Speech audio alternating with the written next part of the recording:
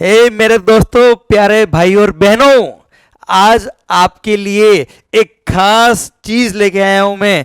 Case study based MCQ in indirect tax. जी हाँ, आप लोगों ने सुना है, आईसीएआई ने नोटिफिकेशन दिया था कि हम एग्जाम्स के अंदर अब आपसे केस स्टडी बेस्ड एमसीक्यू भी पूछेंगे, और आपकी डिमांड पर, आपकी रिक्वायरमेंट के लिए और आपकी सक्सेस के लिए आज केस स्टडी बेस्ड एमसीक्यूज भी मैं लेके आ रहा हूं आपके लिए। तो सर, शुरू कर रहे हैं हम series of case study based MCQ. कुछ सिंपल क्वेश्चन जिससे आपका कॉन्फिडेंस बढ़ेगा, जिससे आपको आइडिया लगेगा किस तरह के केस स्टडी बेस्ड क्वेश्चन आ सकते हैं और किस तरह से आप अपने आप के कॉन्सेप्ट को और भी अप्लाई करना सीख सकते हैं। माहौल दिल थाम के बैठेगा, शानदार पॉइंट है। और सर, सबसे पहला केस स्टडी मैं लेके आ रहा हूं टाइम ऑफ सप्लाई पर। एक बहुत ही सुंदर केस स्टडी बनाई है बेटा, और अगर ये आपने केस स्टडी ध्यान से सुन लिया और समझ लिया तो सर शायद टाइम ऑफ सप्लाई का सेक्शन 14 के फंडे आपके बहुत क्लियर हो जाएंगे और कॉन्सेप्ट सारे शानदार क्रिस्टल क्लियर, और आपका कॉन्फिडेंस बिल्ड होगा कि आजा क्वेश्चन आजा, जो आना है आजा, clear, we will do our excellent work. Okay sir, आइए question number 1।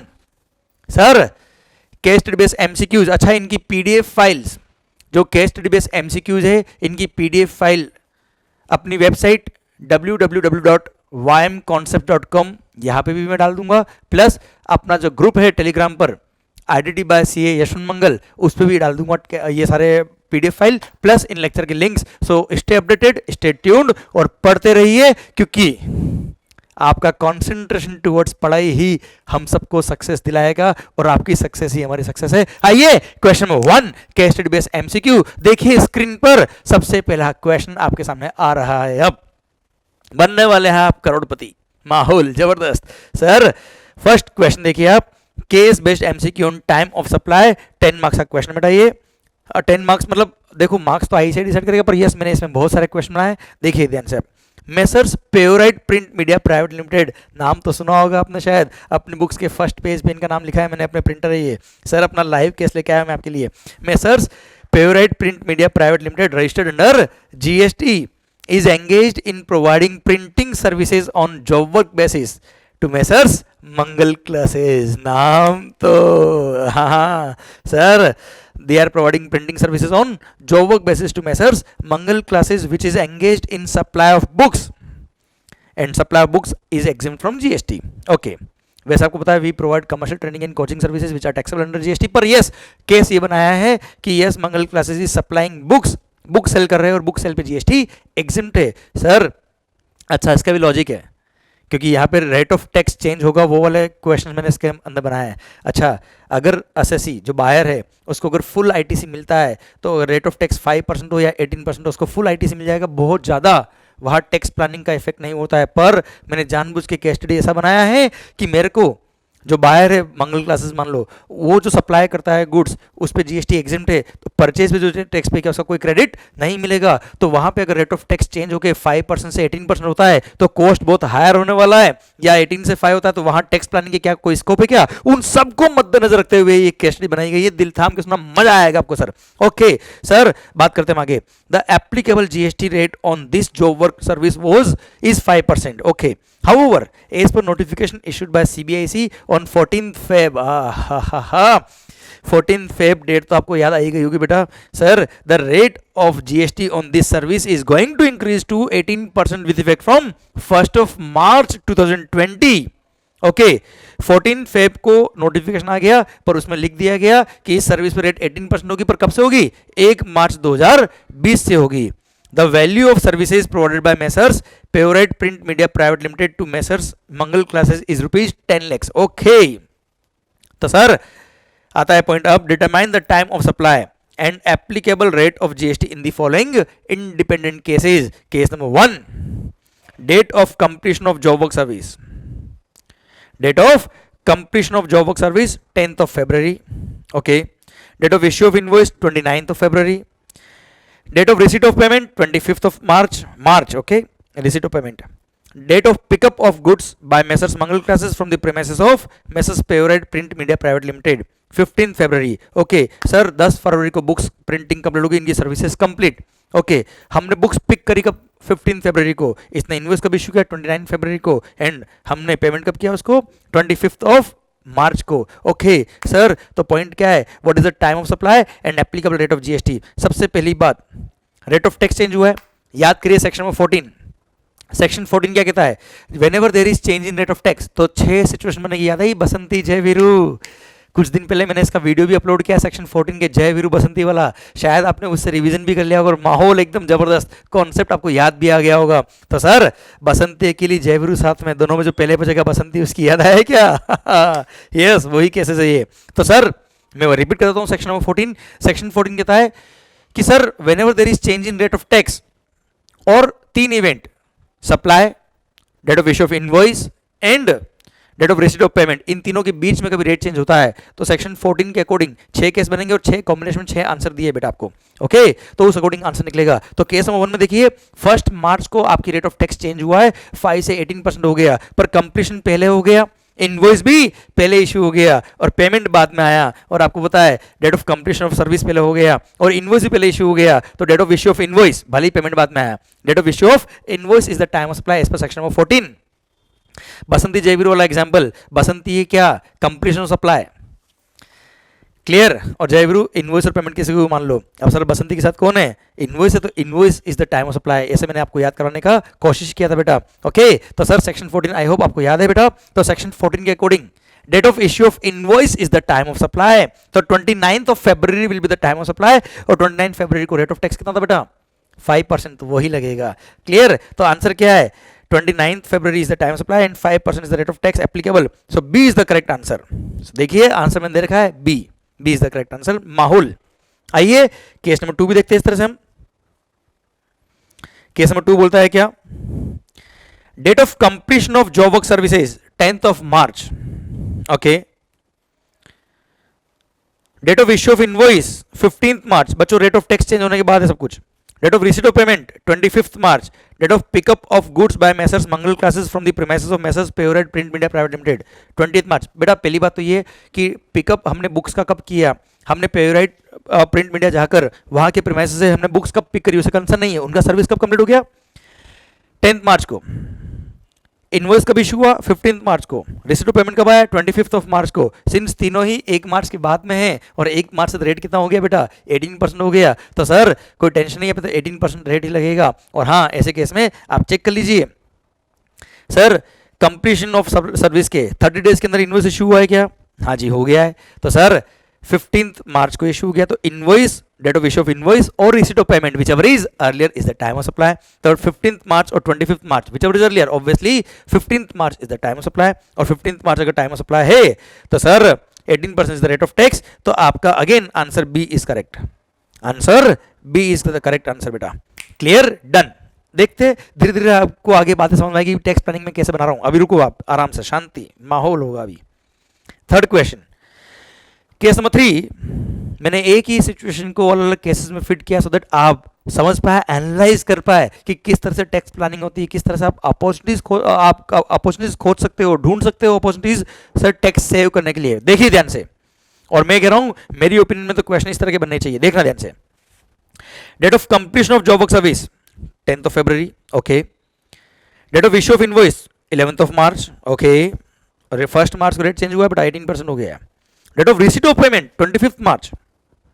Date of pickup of the goods by Mangal class, उससे कोई रिलेवेंट ही नहीं है, वो डेट रिलेवेंट ही नहीं है सब। ओके तो कंप्लीशन पहले हो गया है 10th February को, 1st March को रेट चेंज हो गया, उसके बाद इनवॉइस इशू हुआ, उसी के बाद रिसीट ऑफ पेमेंट हुआ है, तो सर बसंती के लिए मतलब कंप्लीशन अकेला है और इनवॉइस और पेमेंट दोनों बाद में है, तो ऐसे केस में date of issue of invoice और receipt of payment whichever is earlier, तो 11th of March और 25th March whichever is earlier साहब 11th March, तो 11th March is the time supply और 11th March को रेट ऑफ टैक्स था कितना 18%, वही लगेगा। तो sir again B is the correct answer. बच्चों देखो ध्यान से, ऑल दो सर्विसेज कंप्लीट हो गई कब, फरवरी मंथ में। ऑल द सर्विसेज कंप्लीट हो गई कब, फरवरी मंथ में, पर सिंस इनवॉइस भी बाद में इशू किया और रेट और पेमेंट भी बाद में आया, इसलिए बाद वाला रेट मतलब 18% रेट लग गया सर इस केस में। ओके सर देखते केस नंबर 4 क्या पूछता है आपसे, मैं आंसर जानबूझ छुपा रहा हूं बेटा। Case number 4, in case number 3 above what should be the date of issue of invoice by messrs Purite print media private limited to save the tax.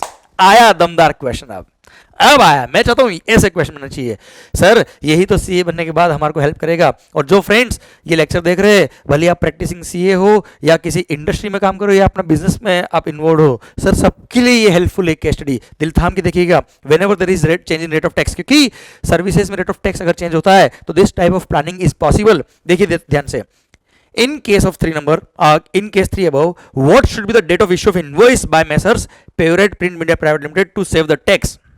Sir आप देखिए 10 फरवरी को सर्विस कंप्लीट हुई थी, केस नंबर 3 में 10 फरवरी को service complete हो गई, clear. अब सर रेट चेंज कब हुआ बेटा? 1 मार्च से। और सर भले ही पेमेंट 1 मार्च के बाद आ रहा है, पर अगर आपने फरवरी मंथ में ही अगर आपने इनवॉइस इशू कर दिया तो आपका रेट फरवरी वाला लग जाएगा, क्योंकि वो date of issue of invoice ही टाइम ऑफ सप्लाई आपका हो जाएगा, क्योंकि कंप्लीशन पहले हो गया। इनवॉइस भी अगर पहले इशू हो जाएगा तो date of issue of invoice shall be the time of supply. तो सर देखो 4 ऑप्शन दे रखे आपको कि what should be the date of issue of invoice by messrs Purite print media private limited to save the tax. 11 March नहीं, 25 मार्च कोई मतलब नहीं है, 1 अप्रैल को बिल इशू किया कोई मतलब नहीं, क्योंकि ये सब रेट चेंज होने के बाद की डेट से। और सर डी क्या है? 29 फरवरी। और सर सर्विस कंप्लीट हुई 10th ऑफ फरवरी को, फरवरी में। और इनवॉइस भी अगर 29 ऑफ फरवरी या उससे पहले इशू हो गया रेट चेंज होने से पहले, तो date of issue of invoice ही टाइम ऑफ सप्लाई होगा। और सर सिंस उस टाइम रेट थी 5%, तो आपका टैक्स बच जाएगा बच्चों। सो आंसर क्या है? डी 29 फरवरी। मैंने एरो करके दिया जानबूझ के, क्या क्यों से टैक्स ये होगा? क्योंकि यहाँ पे 5% टैक्स ही लगेगा। और बायर मंगल क्लासेस था, मैंने जानबूझ के एग्जांपल दिया। मंगल क्लासेस बायर है जो सप्लाई ऑफ गुड्स करता है, सप्लाई ऑफ बुक्स करता है, और books are exempt from GST, तो उसको कोई आईटीसी नहीं मिलता, इनपुट टैक्स क्रेडिट नहीं मिलता। अब उसके परचेस बिल पे अगर 5% लग के आएगा तो वो भी कॉस्ट का पार्ट बनेगा, और परचेस बिल पे 5 की जगह 18% अगर टैक्स लग के आया तो वो भी उसकी कॉस्ट का पार्ट बनेगा। पर अगर आपने इस तरह से प्लानिंग कर ली तो आपका 13% टैक्स से हो जाएगा। 13% बहुत बड़ा कॉस्ट होता है, इतना लोगों का मार्जिन नहीं होता बेटा। Clear sir? देखिए ध्यान से, माहौल मजा आया पॉइंट में? डन। आइए केस नंबर 5 देखते हैं अब हम। केस नंबर 5 क्या बोलता है? मैंने 10 केस बनाया बेटा, इसमें माहौल हर केस कवर हो जाएगा, इसके अंदर हर पॉसिबिलिटी इसमें कवर हो जाएगी। Date of completion of job work service 22 of March, date of issue of invoice 28 of March, rate of tax change होने के बाद दोनों। Date of receipt of payment 29 फरवरी। बेटा पेमेंट एडवांस आ गया, कोई कंसर्न नहीं है, पेमेंट एडवांस आया, पर कंप्लीशन भी बाद में हुआ, इनवॉइस भी बाद में इशू हुआ, तो सर कोई फर्क नहीं पड़ता उसे, भले एडवांस पेमेंट आ जाए, क्योंकि सेक्शन नंबर 14 बोलता है not with standing anything content in section number 12 और सेक्शन 13। उसमें सेक्शन 12 और 13 में क्या लिखा उसे कंसर्न नहीं है, इसलिए एडवांस पेमेंट से भी कंसर्न नहीं है। और ऐसे केस में कंप्लीशन बाद में हुआ, रेट ऑफ टैक्स चेंज होने के बाद में इनवॉइस भी बाद में इशू हुआ, तो date of issue of invoice is the time of supply, भले ही पेमेंट एडवांस आ गया हो। और इनवॉइस कब इशू किया? 28 ऑफ मार्च को, और 28 मार्च को अगर आपने इनवॉइस इशू किया तो साहब 28 मार्च को रेट ऑफ टैक्स कितना था बेटा? 18%, वो लग जाएगा आपके लिए। हाँ है ना बच्चों? Clear sir? अब date of pickup of goods उसे कोई कंसर्न नहीं है। देखिए आंसर है इसका क्या? 28 मार्च 18%, तो B again is the correct answer. 28 March 28 March 2020 18% is the correct answer बच्चों। Yes sir. देखिए इसमें केस नंबर 6। अब केस नंबर 6 में अगर हम देखेंगे तो देखो इसने क्या पूछा है, in case number 5 above what should be the date of issue of invoice by messrs Purite print media private limited to save the tax. देखो बेटा केस नंबर 5 में वापस से खोल रहा हूं, अगेन टैक्स प्लानिंग वाला पॉइंट पूछ रहा है आपसे, ये दिल थाम के देखना, मजा आएगा बेटा। Sir date of completion service कब हुआ है? 22 मार्च को। इनवॉइस कब इशू हुआ है? 28 मार्च को। रेट ऑफ रिसीव पेमेंट का क्या है? 29 फरवरी को बेटा। अब सुनो, पेमेंट पहले आ गया, कंप्लीशन बाद में हो रहा है, रेट ऑफ टैक्स चेंज होने के बाद कंप्लीट हो रहा है सर्विस साहब। पर अगर पेमेंट पहले आ गया और अगर इनवॉइस भी पहले इशू हो जाए तो सर, अगर इनवॉइस भी पहले हुए और पेमेंट भी पहले आ गया, ऑल दो कंप्लीशन बाद में, तो ऐसे केस में इनवॉइस और payment whichever is earlier is the time of supply. क्योंकि बसंती के लिए जयवीरू साहब में दोनों में जो पहले पूछेगा बसंती उसकी, हाँ है ना बेटा? तो सर ऐसे केस में कंप्लीशन बाद में होगा। अब पेमेंट पहले आ गया 29 फरवरी, अब सर 29 फरवरी या उससे पहले अगर इनवॉइस भी आप इशू कर दो तो ऐसे केस में आपको इनवॉइस और payment whichever is earlier वाला ही टाइम ऑफ सप्लाई मिलेगा। और सर वो फरवरी वाला अगर हो गया तो फरवरी की रेट 5% लग जाएगी बेटा आपके लिए। तो सर देखो आंसर में क्या कह दिया, in case of 5 above what should be the date of issue of invoice by Messrs Pureit Print Media Private Limited to save the tax। तो सर मार्च, अगर मार्च डेट है तो उसको इग्नोर करो, मार्च की कोई भी डेट हो, कोई कंसर्न नहीं कि वो डेट अगर आ भी गई date of issue of invoice के लिए, रेट चेंज नहीं होने वाला है। तो 29 फरवरी से पहले अगर इनवॉइस इश्यू कर दिया तो सर मजा आ जाएगा, रेट ऑफ टैक्स 5% हो जाएगा। So C is the correct answer 29 फरवरी 2020। So C is the correct answer, इससे रेट आ जाएगा कितना 5%, क्योंकि 29 फरवरी अगर टाइम ऑफ सप्लाई हो गया तो 29 फरवरी को जो रेट ऑफ टैक्स है 5% वही एप्लीकेबल रहेगी, और पेमेंट पहले आ गया, इनवॉइस भी पहले आ गया before change in rate of tax, then ऐसे केस में 29 फरवरी जो बिफोर इनवॉइस और payment whichever is earlier, हाँ है ना, वो ही टाइम ऑफ सप्लाई होता है। डन, ये था केस नंबर 6। आइए केस नंबर 7, मजा आ रहा है सर। देखिए, what would be time of supply in the following case if applicable rate of GST on aforesaid service was 18%, but as per note, अब मैंने केस चेंज किया है, पहले जो अब तक केसेस थे उसमें था पहले रेट थी 5% और चेंज होकर कितना हो रहा है 18%। अब मैं चेंज कर रहा हूं कि एग्जिस्टिंग रेट है 18% और बढ़ के और कम होकर कितना हो रहा है 5%। अरे सर, हिंदुस्तान के अंदर रेट ऑफ टैक्स क्या हमेशा बढ़ेगी क्या? कई बार सर्विसेज पे रेट ऑफ टैक्स गवर्नमेंट कम भी करती है बेटा, तो वहां भी तो प्लानिंग सीख ले हम। तो इस केस स्टडी के थ्रू आप टैक्स प्लानिंग भी सीखेंगे और आपको समझ में आएगा कि किस तरह से क्वेश्चन बन सकते हैं एग्जाम्स के अंदर। ओके सर, देखिए, और इस केस स्टडी की बेस पे शायद सेक्शन 14 का बहुत इन डेप्थली आपको पॉइंट समझ में आ रहा है। Sir, case number 7, what would be the time of supply in the following case if applicable rate of GST on the aforesaid service was 18%, but as per notification issued by CBIC on 14 Feb. माहौल है sir 14 Feb को। Sir CA की जिंदगी में कहा माहौल, पर anyways कोई बात नहीं सर, आज अंधेरा तो कल सवेरा होने ही वाला है, पढ़ते रहिए सर। अब सवेरे के बारे में ज़्यादा मत सोचो, पढ़ाई पे ध्यान लगाओ, don't divert your mind sir. But as per notification issued by CBIC on 14 फरवरी the rate of GST on this service is going to be reduced to 5% with effect from 1st of March। तो existing rate है 18%, तो sir change होके कितना हो रहा है 5%। 1 मार्च से सिचुएशन चेंज हो जाएगी, प्लानिंग चेंज हो जाएगी। देखते हैं क्वेश्चन क्या पूछता है हमसे। पहले date of completion of job work service 10th of February, date of issue of invoice 29th of February, date of receipt of payment 25th of March, date of pickup of goods कोई मतलब नहीं sir. अब sir completion पहले हो गया, invoice पहले issue कर दिया, अब भले ही पेमेंट बाद में आ रहा है साहब, कोई दिक्कत नहीं है। कंप्लीशन मतलब बसंती के साथ कौन है, Jay. Date of issue of invoice तो सर 29 फरवरी is the time of supply, और 29 फरवरी को रेट कितना था बेटा 18%। तो सर आंसर आएगा 29 फरवरी 18%, B is the correct answer. देखिए बी 29 फरवरी 18% is the rate of tax is the correct answer. Okay sir, अब यहाँ पे क्या प्लानिंग करेगी, टैक्स बचेगा? अगला क्वेश्चन वही होना चाहिए मेरे हिसाब से। यस वही है। In case number 7 above, what should be the date of issue of invoice by Messrs Pureit Print Media Private Limited to save the tax? बेटा अब देखिए केस नंबर 7 के अंदर वापस मैं आपके लिए ओपन कर रहा हूँ। 10th February was the date of completion service.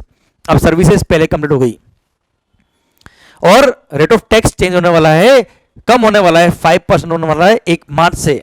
अब भले ही सर्विस पहले कंप्लीट हो गई, अगर आपको पेमेंट भी बाद में आ रहा है और अगर आप इनवॉइस बाद में इश्यू कर दो, बाद मतलब रेट चेंज होने के बाद, तो ऐसे केस में इनवॉइस और payment whichever is earlier. अब सर कंप्लीशन भले ही पहले हो गया पर इनवॉइस भी बाद में इश्यू कर रहे हो, रेट ऑफ और पेमेंट भी बाद में आ रहा है, तो बाद वाला रेट एप्लीकेबल होगा, क्योंकि इनवॉइस और payment whichever is earlier, कोई भी अर्लियर रेट तो बाद की लगेगी बेटा, वही टाइम ऑफ सप्लाई होगा, और ऐसे केस में टैक्स आपका 5% हो जाएगा। और हाँ, आपने सेक्शन 14 अगर पढ़ाओ ध्यान से तो वहां पे कहीं नहीं लिखा है कि invoice should be issued with in 30 days. वहां पे कोई कंडीशन नहीं कि आपने इनवॉइस टाइमली इशू किया कि नहीं किया। आपने अगर 30 दिन के बाद भी बिल इशू किया, क्योंकि सर्विसेज में 30 दिन का टाइम मिलता है इनवॉइस इशू करने का, कोई फर्क नहीं पड़ता सेक्शन 14 के लिए।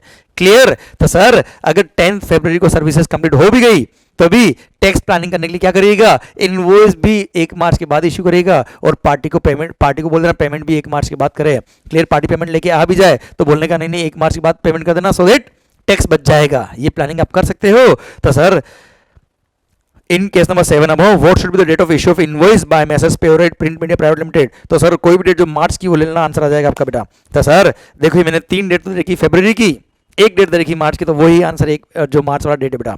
क्लियर? तो 1 मार्च 1 मार्च है, उसके बाद कभी भी बिल इशू कर दो, पेमेंट भी उसके बाद आ रहा है, तो सर मार्च वाला रेट लग जाएगा, क्योंकि मार्च वाला ही टाइम ऑफ सप्लाई आने वाला है। तो accordingly 1 March is the time of supply, और 1 मार्च अगर टाइम ऑफ सप्लाई हो गया तो ऐसे केस में सर क्या होगा, एप्लीकेबल रेट ऑफ टैक्स भी 5% होगी और टैक्स बच जाएगा आपका 18 से 5% हो जाएगा बेटा। माहौल क्लियर, समझे मेरी बात? इसलिए बच्चों ध्यान रखिए, आप ये ध्यान रखना, केवल और केवल हम सीए जो बनते हैं, हम जो सीए करते हैं, हम केवल कंप्लायंसेस करने के लिए नहीं, yes we can learn how to save the tax, we can learn how to plan the tax. बेटा this is not tax evasion, समझिए, there is a minute difference in tax evasion and tax planning. If you are within the law and you are doing your planning, yes, it's best, it's win-win for everybody, nothing wrong in that. Okay so sir ऐसे case में 1 मार्च अगर date of issue of invoice हो गया, payment भी मार्च का ही है, तो ऐसे केस में 1 मार्च और date of receipt of payment whichever is earlier 1 March, और 1 मार्च अगर टाइम सप्लाई आ गया तो ऐसे केस में 5% is the rate of tax जो चेंज होके 5% हुई है बेटा, और वही आंसर हो जाएगा, टैक्स बच जाएगा बेटा आपका। आइए केस नंबर 9 और भी अच्छा मैंने बनाया आपके लिए।